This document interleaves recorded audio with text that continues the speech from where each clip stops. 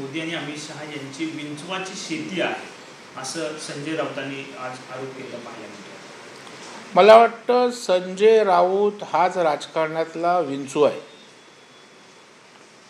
त्याच्यामुळे राजकारणामध्ये विष त्या ठिकाणी नांगे मारून पसरवण्याचं काम रोज बोरू भादवर त्या ठिकाणी आपल्या लेखणीच्या माध्यमातून करत असतात.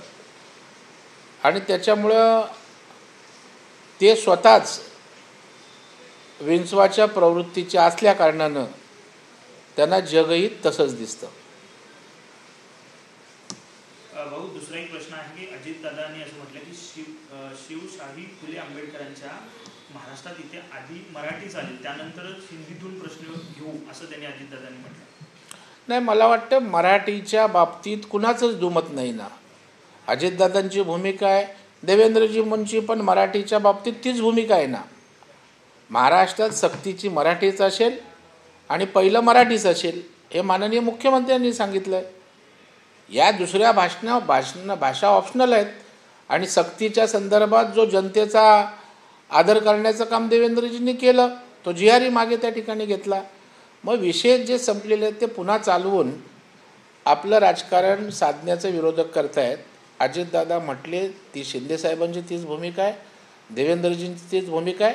मराठीच्या बाबतीत आमची सगळ्यांची तीच भूमिका आहे की महाराष्ट्रात मराठी भाषा हीच सक्तीची आहे. अजितदादांनी असंही म्हटलं की मराठी शिकली पाहिजे, म्हणजे मराठी येत नाही असं बोलण्यापेक्षा नाही, अगदी बरोबर आहे ना. मराठी त्या ठिकाणी शिकायची, त्या ठिकाणी मानसिकता ठेवायला काहीच हरकत नाही. कारण तशा प्रकारे जर मराठी शिकलं तर आणखी सौहार्दाचं वातावरण होईल. परंतु त्यासाठी दुराग्रह नको, आग्रह त्या ठिकाणी हवा आहे. दुराग्रह करून मारून मुटकून त्या ठिकाणी मराठी शिक ही आपली महाराष्ट्राची संस्कृती नाही. गुण्या गोविंदानं प्रेमानं त्या ठिकाणी मराठी त्या ठिकाणी शिकतील ना ज्यांना येत नाही ते.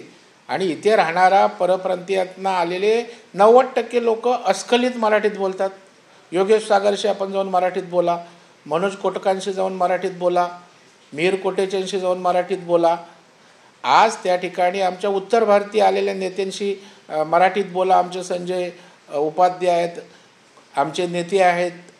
मला वाटतं मराठी या ठिकाणी शिकतायत, बोलतायत. आता राजकारण तोंडावर आलं स्थानिक स्वराज्य संस्थांचं, म्हणून हे राजकारण सुरू आहे. 4-5 महिन्यानंतर निवडणुका संपल्या की यांचं मराठीचं प्रेम हे पुतना मावशीचं होतं हे सिद्ध होईल. दुसरा एक शेवटचा प्रश्न, विरोधक प्रत्येक मुद्दा जो आहे तो लावून उचलून धरताना पाहायला पाहिजे. 2 मुद्दे उचलले आहेत. पहिला मुद्दा असा आहे की उल्हासनगरमध्ये तरुणीची छेडछाड करणारा जो एक आरोपी होता त्यांना जामिनावर सुटका झाली आणि त्याची मिरवणूक काढण्यात आली. मग दुसरीकडे विरोधक असं म्हणतात की त्याला अटक झाली आहे उल्हासनगरच्या त्या आरोपीला. मग विधिमंडळात लॉबीत मारहाण करणाऱ्याला जे सोडलं गेलं त्याची सुद्धा मिरवणूक काढली की मग त्याला अटक का नाही, असा एक सवाल उपस्थित केला. मला वाटतं कायद्यासमोर सगळे समान आहेत. देवेंद्रजींच्या भूमिका आपण या संदर्भात ऐकलेल्या आहेत, वाचलेल्या आहेत. कायद्यासमोर कोणी डावा उजवा नाही, कायद्यासमोर सगळे समान आहेत. त्याच्यामुळे कडक कारवाई आपला असो विरोधक असो त्या ठिकाणी होते. आणि जिथे जिथे आवश्यकता आहे तिथे देवेंद्रजी गृहमंत्री म्हणून, राज्याचे मुख्यमंत्री म्हणून कारवाई त्या ठिकाणी करतायत, करीत राहतील. एक शेवटचा प्रश्न, सदाभाऊंनी पडळकर यांचे कौतुक जे आहे ते तोंडभरून केलं पाहायला मिळतंय. त्यामुळे विरोधक सुद्धा मुद्दा उपस्थित करतात की कुठेतरी राडा झाला आणि अशा पद्धतीनं. नाही, मला वाटतं कुठल्याही गोष्टीचं उदात्तीकरण करणं चुकीचंच आहे. आता विरोधकांना कुठलेच मुद्दे नाहीत म्हणून याच गोष्टींभोवती फिरतायत. महाराष्ट्रातले अनेक प्रश्न आहेत, त्या प्रश्नांच्या माध्यमातून त्यांनी सरकारला धारेवर धरलं, आंदोलन केलं, मी समजू शकतो. परंतु नॉन इश्यू ना इश्यू करत आपली राजकीय पोळी भाजण्याचा प्रयत्न त्या ठिकाणी आहे.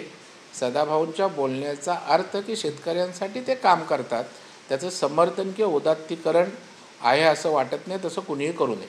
सर भाऊ, एक शेवटचा प्रश्न, महाराष्ट्र राज्य सहकारी संघ मर्यादित निवडणुका ज्या आहेत त्या होत असलेल्या रविवारी निवडणूक होती, त्यातल्या काही जागा ज्या आहेत त्या तुम्ही बिनविरोध सुद्धा निवडून आणलेल्या आहेत अशी माहिती आहे. नेमकं काय? महाराष्ट्र राज्य सहकारी संघ ज्याला 106 वर्षाची परंपरा आहे, किंबहुना महात्मा गांधीजींच्या उपस्थितीत ह्या संघाची स्थापना झाली. स्वर्गीय वसंतदादा पाटलांपासून मोठे नेते या संघाचे अध्यक्ष राहिलेत, नेतृत्व केलं आहे आणि ती निवडणूक यावेळेला होते. आम्ही त्या ठिकाणी निवडणूक लढवतो. 21 पैकी 9 जागा आमच्या सहकार पॅनलच्या निवडून आलेल्या आहेत आणि राहिलेल्या सगळ्या जागा एकतर्फी त्या ठिकाणी निवडून येतील.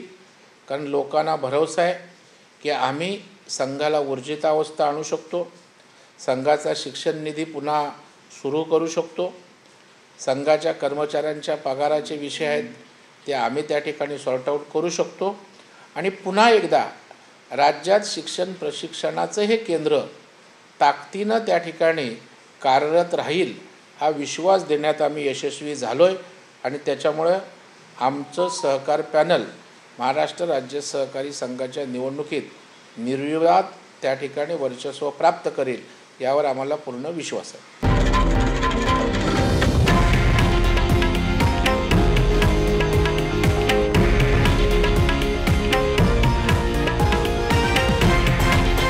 हे आहे देशातील नंबर 1 न्यूज नेटवर्क आणि आपण पाहत आहात TV9 मराठी, एकमेव.